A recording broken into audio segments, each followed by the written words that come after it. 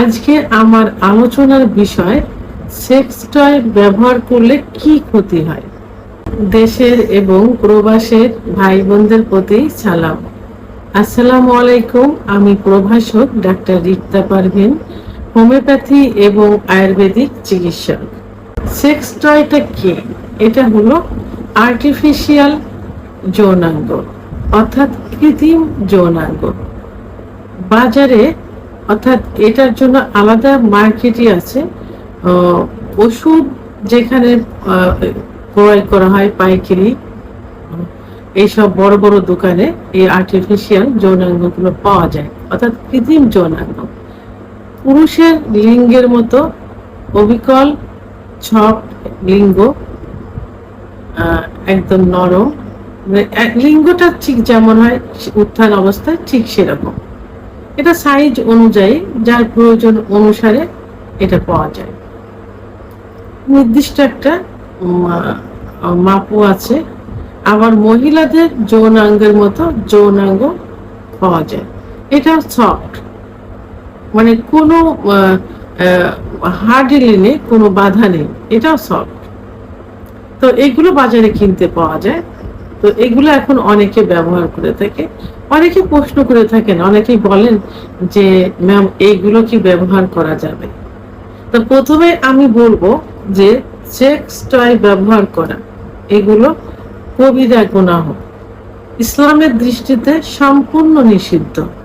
কারণ যৌন মিলন করার জন্য আল্লাহ তাআলা নির্দিষ্ট জায়গা দিয়েছেন। নারী পুরুষের আলাদা আলাদা হবে। নারীর জন্য নারীর যৌনাঙ্গ, পুরুষের জন্য পুরুষের যৌনাঙ্গ, এবং দুজনের মিলিত হওয়ার মাধ্যমে কিন্তু এই বংশ বিস্তারটা হচ্ছে, পৃথিবীটা টিকে আছে। তা সেহেতু সেইটা বাদ দিয়ে যদি অন্য কিছু ব্যবহার করা হয় সেটাই কবিরা গুনাহ। সেহেতু এটা কখনোই ব্যবহার করা যাবে না, অনুসরণ করা যাবে না। কৃত্রিম যৌনাঙ্গ যারা ব্যবহার করে থাকে তাদের ভিতরে পবিত্রতার কোনো ছাপ থাকে না, চেহারার লাবণ্যতা নষ্ট হয়ে যায়, বিকৃতি রুচির একটা চেহারা, একটা সৌন্দর্য ভিতরে চলে আসে। দেখলে একদম বাজে মনে হয়, তাদের চেহারা লাবণ্যতা এতটাই নষ্ট হয়ে যায়, দেখলেই বোঝা যায় যে এটা বিকৃতি রুচির, এবং এদের ভিতরে মহাপাপ বলে একটা কিছু হচ্ছে, এরকম দেখলেই বোঝা যায়। সেহেতু এই জাতীয় কোনো কিছুই করা যাবে না, এটার থেকে দূরে থাকতে হবে। যারা এটা, আমি এমনও শুনেছি, রোগী এমনও আমাকে বলেছেন যে আমার পুরুষাঙ্গটা মানে এত ছোট, যে আমার ছোট অথবা আমার যে সাইজের আছে আমি স্ত্রীকে সুখ দিতে পারি না। সেক্ষেত্রে আমি নিজেই আর্টিফিশিয়াল পেনিস কিনে এনেছি। আমি যখন সহবাস করি এই পেনিস স্ত্রীকে আমি ইউজ করি, স্বামী নিজে স্ত্রীকে ইউজ করে। আবার অনেক স্ত্রী বলে থাকে যে আমি সহবাসে অক্ষম, অথবা আমার হাজবেন্ড আমার সঙ্গে সহবাস করে সুখ পায় না, আমার হাজবেন্ডকে আমি অনুমতি দিয়েছি আর্টিফিশিয়াল যৌনাঙ্গ কিনে আনার জন্য, এভাবে কিন্তু বলেছে। তাহলে এবং সেটা একইভাবে তারা ইউজ করে যাচ্ছে। তাহলে দেখেন যে কতটা বিকৃতি রুচির লোক হলে এটা করে থাকে। আর এই সেক্স টয় ব্যবহার করলে আস্তে আস্তে কি হয়, নেশায় পরিণত হয়ে যায়, অর্থাৎ অভ্যাসে পরিণত হয়ে যায়। পুরুষ যখন মহিলাদের যৌনাঙ্গ কৃত্রিমটা ব্যবহার করে তখন তার প্রতি একটা নেশা, আসক্ত হয়ে যায়। স্ত্রীকে তখন আর ভালো লাগে না, স্ত্রীর প্রতি কিন্তু মায়া মহব্বত থাকে না। তখন তো স্ত্রী ছাড়াই আলাদাভাবে নিজের ইচ্ছা মতো সেটাকে ব্যবহার করতে চায়। বাইরে চাকরিতে আছে, কোথাও আছে, স্ত্রীর কাছে মায়ার টানে কিন্তু সবাই যায়, ভালোবাসার টানে যায়।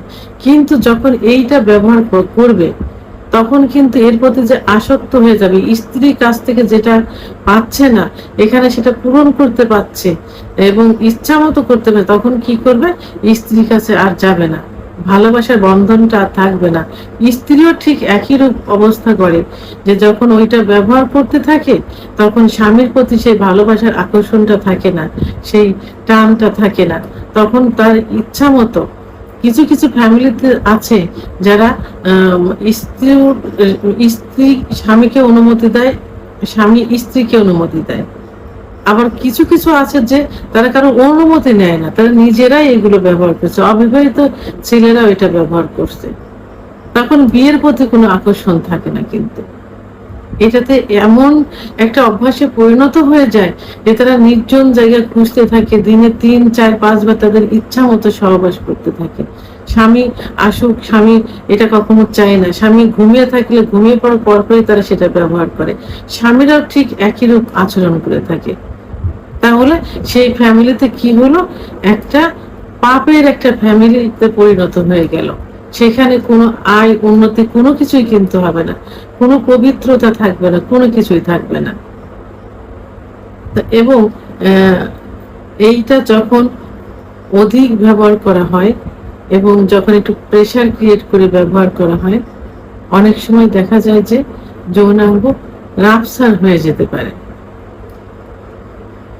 যখন স্ত্রী তার চাহিদাটা বিকৃত রুচি ভাবে পূরণ করতে যায়, স্বামী তার চাহিদাটা বিকৃতি রুচি ভাবে পূরণ করতে যায়, অনেক সময় আঘাত লেগে যায়। আঘাতে জায়গাটা রাপসার হয়ে গেলে অত্যন্ত ব্লিডিং হয় এবং সেখানে ক্ষতের সৃষ্টি হয়। সেহেতু এইটা থেকে দূরে থাকতে হবে। এইটা ব্যবহার করলে কি হবে, ভালোবাসার কোনো বন্ধন থাকবে না, আয় উন্নতি হবে না, পবিত্রতার ছাপ থাকবে না, বিকৃতি রুচি চলে আসবে এবং সমাজে জানাজানি হলে সবাই তাকে ঘৃণা করবে, কেউ তাকে ভালো দৃষ্টিতে দেখবে না, তাকাবে না। ভিডিওটি সম্পর্কে যদি কোনো মতামত থেকে থাকে অবশ্যই কমেন্টের মাধ্যমে জানাবেন। আর ভিডিওটি ভালো লাগলে লাইক, কমেন্ট, সাবস্ক্রাইব করে আমার সঙ্গে থাকুন। আল্লাহ হাফেজ।